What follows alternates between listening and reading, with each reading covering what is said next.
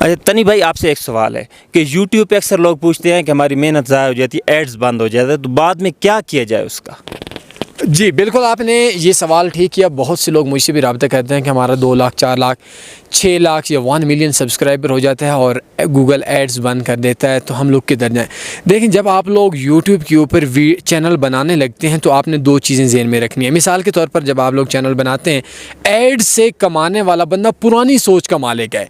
आजकल वो मैं जाहिल लफ्ज़ यूज़ करूँगा, आप लोगों ने इसको एक बिज़नेस चैनल के ऊपर लेकर जाना है। लाइक आप लोगों ने शूज़ का चैनल बनाया है, आप लोगों ने फर्नीचर का चैनल बनाया है, तो आप लोगों ने ज़हन के अंदर ये चीज़ रखनी है कि आप लोग जो हैं वो फर्नीचर के हवाले से जो वीडियो दें, तो आपका ऑनलाइन फर्नीचर सेल हो। मिसाल के तौर पर आपका 50 सर्व्यू होता है और आपके 7, 8, 10, 20 या 100 बेड या सोफ़ा सेल हो जाता है, तो मेरे ख्याल में वो उसकी आमदन बहुत ज़्यादा होगी। तो आप लोग इस माइंड के साथ चैनल बनाएं तो इंशाल्लाह